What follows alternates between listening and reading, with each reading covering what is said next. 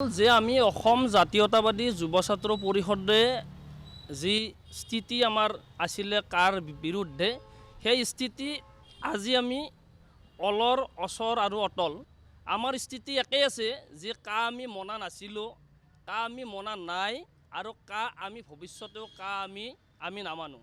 গতিকে আজিৰে যি প্ৰতিবাদী মৌন অৱস্থান ধৰ্মঘট কাৰ্যসূচীৰ যোগেদি পুনৰবাৰ কা বাতিলৰ গতিকে আমি দাবী উত্থাপন কৰিছোঁ।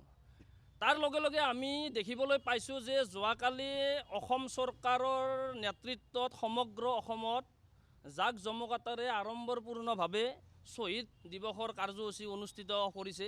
আমি ভাল পাইছোঁ, সেই শ্বহীদ দিৱসৰ প্ৰতি আমাৰ শুভেচ্ছা আছে। কিন্তু একে সময়তে এই কথাটো কৈ থ'ব লাগিব, যিখন চৰকাৰে শ্বহীদ দিৱস উদযাপন কৰি অসম আন্দোলনৰ শ্বহীদক সন্মান দিব বিচাৰিছে, সেই একেখন চৰকাৰে কা আন্দোলনৰ শ্বহীদক দুষ্কৃতিকাৰী বুলি কৈ থৈছে। সেই একেখন চৰকাৰে কা সমৰ্থন কৰি অসম চুক্তিৰ আত্মাক হত্যা কৰি থৈছে।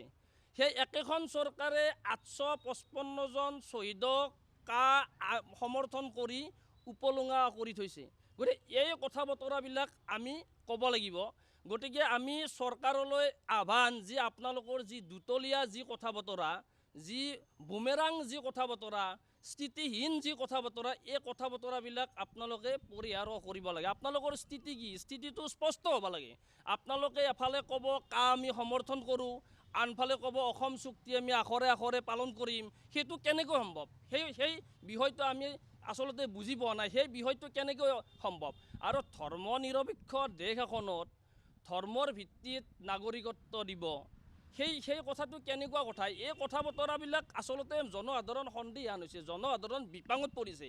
যি ভাৰতবৰ্ষৰ সংবিধানৰ যিটো আত্মা ধৰ্ম নিৰপেক্ষতা, সেই ধৰ্ম নিৰপেক্ষতাটোক আঘাত আনি এই ধৰণৰ যি কলা আইন অসমৰ ওপৰত, ভাৰতবৰ্ষৰ ওপৰত জাপি দিব বিচাৰিছে, এয়াই আইনৰ বিৰোধ হৈছিলে, আজি হৈছে আৰু ভৱিষ্যতে হ'ব। গতিকে সন্মানীয় মুখ্যমন্ত্ৰী হিমন্ত বিশ্ব শৰ্মা ডাঙৰীয়াই অসম আন্দোলনৰ শ্বহীদক সন্মান জনাইছে, তেখেতক আমি ধন্যবাদ জ্ঞাপন কৰিছোঁ।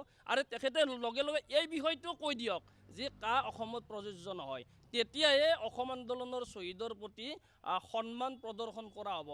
এনেই ৰাজনৈতিক লাভালাভৰ গতিকে অসম চুক্তি সময়ে সময়ে ব্যৱহাৰ কৰিব, অসম আন্দোলনৰ 855জন শ্বহীদক তেখেতসকলে ব্যৱহাৰ কৰিব, ঐতিহাসিক অসম আন্দোলনৰ কথা ক'ব। এই কথাবিলাক কি পৰিহাৰ কৰিবলৈ আপোনালোকৰ সংবাদ মাধ্যমৰ জৰিয়তে দাবী জনাইছোঁ। অসম আন্দোলন, অসম চুক্তি আৰু কা, এই গোটেই বিষয়টোৱে হ'ল ইটোৰ লগত সিটোৰ সম্পৰ্কিত বিষয়। আমি অসম জাতীয়তাবাদী যুৱ ছাত্ৰ পৰিষদে আজি ইয়াত মৌন অৱস্থান ধৰ্মঘট কাৰ্যসূচী ৰূপায়ণ কৰিছোঁ। কিহৰ বাবে? যে অসম আৰু অসমীয়া জাতিৰ সংকটত যেতিয়া পৰিছিল, কা আইনখনে যেতিয়া অসমীয়া জাতিৰ ভাষা সাহিত্য সংস্কৃতিক সংকটাপন্ন কৰিছিল, সেই সংকটৰ পৰা উদ্ধাৰ কৰিবলৈ, জাতিটোক উদ্ধাৰ কৰিবলৈ ৰাজপথলৈ অসমীয়া ওলাই আহি অসমীয়া যুৱক শ্বহীদ হৈছিল। এতিয়া শ্বহীদেই জাতিৰ বৃহত্তৰ, অসমীয়া জাতিৰ বা এটা জাতিৰ বৃহত্তৰ যিটো স্বাৰ্থ, সেই স্বাৰ্থ সুৰক্ষাৰ বাবে যেতিয়া ৰাইজ ৰাজপথলৈ ওলাই আহিব আৰু ৰাজপথলৈ ওলাই আহি যেতিয়া আন্দোলন কৰিব বা প্ৰতিবাদৰ কাৰ্যসূচী কৰিব, সেই প্ৰতিবাদৰ কাৰ্যসূচীত অংশগ্ৰহণ কৰি মৃত্যুবৰণ কৰা প্ৰতিগৰাকী আত্মাই শ্বহীদ, প্ৰতিগৰাকী যুৱক যুৱতীয়ে অসমৰ শ্বহীদ।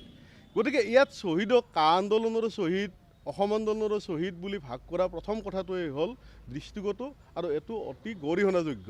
আমি এটা কথা ক'ব বিচাৰিছোঁ যে এই চৰকাৰখনে অসম চুক্তিক সন্মান জনাইছে, অসম আন্দোলনৰ শ্বহীদক সন্মান জনাইছে, আমি ধন্যবাদ জনাইছোঁ। একেদৰে যে অসমত কা আইন প্ৰযোজ্য হোৱাৰ লগে লগে অসম চুক্তিৰ 6 নম্বৰ দফাক কি ধৰণে কাৰ্যকৰী কৰা হ'ব, কি ধৰণে ইয়াক আগবঢ়াই লৈ যাব, সেই বিষয়টো কিন্তু সন্দেহৰ বিষয় থাকিল। যিহেতু অসমৰ প্ৰতিজন মানুহে এই কথাটো জানে যে অসম আন্দোলন, অসম চুক্তি আৰু কা গোটেই কথাটোৱে সংপৃক্ত, ইটোৰ লগত সিটো জড়িত হৈ আছে। গতিকে চৰকাৰখনে দুতলীয়া নীতি পৰিহাৰ কৰক। চৰকাৰখনে স্পষ্টভাৱে এটা কথাই ক'ব লাগে যে কা আমি নামানো, কা মনা নহ'ব অসমত। অসম জাতীয়তাবাদী যুৱ ছাত্ৰ পৰিষদৰ এই বক্তব্য নহয়, এয়া আপোনালোকে যদি সোধে অসমৰ প্ৰতিগৰাকী নাগৰিকৰ বক্তব্য। আৰু এই বক্তব্যক সমৰ্থন জনাই চৰকাৰখনেও কাৰ বিৰোধিতা কৰিব লাগিব। যুৱ ছাত্ৰ পৰিষদে বিৰোধিতা কৰিছে, চৰকাৰখনেও বিৰোধিতা কৰিব লাগিব। তেতিয়াহে অসম আন্দোলনৰ প্ৰতিগৰাকী শ্বহীদৰ প্ৰতি চৰকাৰখনৰ যি দেখাবলৈ কৰা যি সন্মান সেই সন্মান প্ৰকৃতাৰ্থত হ'ব।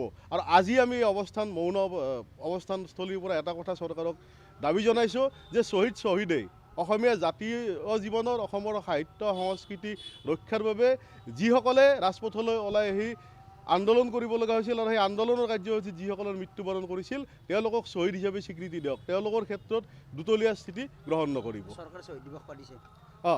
চৰকাৰে শ্বহীদ দিৱস পাতিছে। আমি কৈছোঁৱেই যে যোৱাকালি সমগ্ৰ অসমত চৰকাৰীভাৱে শ্বহীদ দিৱস পতা হৈছে। আমি তাক শ্ৰদ্ধা জনাইছোঁ, আমি তাক সন্মান কৰিছোঁ, চৰকাৰৰ সেই বিষয়টোক আমি আদৰণি জনাইছোঁ যে ঠিক আছে, অসম আন্দোলনক আপোনালোকে মানি লৈছে, অসম চুক্তিক আপোনালোকে মানি লৈছে, অসম চুক্তিৰ প্ৰতিটো দফা আপোনালোকে কাৰ্যকাৰী কৰিব। অসম চুক্তিৰ প্ৰতিটো দফা যদি কাৰ্যকাৰী কৰিব লাগে তেতিয়াহ'লে বাতিল কৰিব লাগিব। অসমৰ ওপৰত কোনো কাৰণত প্ৰযোজ্য হ'ব নোৱাৰে। সেই কথাটো আপোনালোকেও জানে, সেই কথাটো অসম চুক্তিও কৈছে। ধৰ্মৰ ভিত্তিত অসমত কোনো কাৰণত নাগৰিকত্ব দিয়াটো অসমীয়াই মানি নলয়। গতিকে আমি এটা কথাই লক্ষ্য কৰিছোঁ বা এটা কথাই আজি এই অৱস্থানস্থলীৰ পৰা দাবী উত্থাপন কৰিছোঁ যে প্ৰকৃত শ্বহীদৰ সন্মান দিয়ক। আৰু আপোনালোকে যে আন্দোলনৰ শ্বহীদ নহয়, অসম আন্দোলনৰ শ্বহীদ। গতিকে এই যি দুতলীয়া স্থিতি, এফালে আপোনালোকে অসম চুক্তিক সমৰ্থন কৰিব, এফালে আপোনালোকে কাকো সমৰ্থন কৰিব, এই দুতলীয়া স্থিতি আপোনালোকে পৰিহাৰ কৰক। আৰু অসমৰ মাননীয় মুখ্যমন্ত্ৰী মহোদয়ে সাহসেৰে ৰাজপথলৈ ওলাই আহি অসমীয়াৰ সৈতে থিয় হৈ তেখেতে যিহেতু প্ৰতিটো কথাত কয় অসমৰ প্ৰতি তেখেতে সমৰ্পিত, তেখেতে ভাল পায়। গতিকে ৰাজপথলৈ ওলাই আহক বা তেওঁৰ নিজৰ স্থিতিৰ পৰা এটা কথা কৈ দিয়ক যে অসমীয়াই নামানে, অসমত প্ৰযোজ্য হ'ব নোৱাৰে। আৰু তেতিয়াহে অসম চুক্তিক আৰু অসম আন্দোলনৰ শ্বহীদক প্ৰকৃত সন্মান দিয়া হ'ব।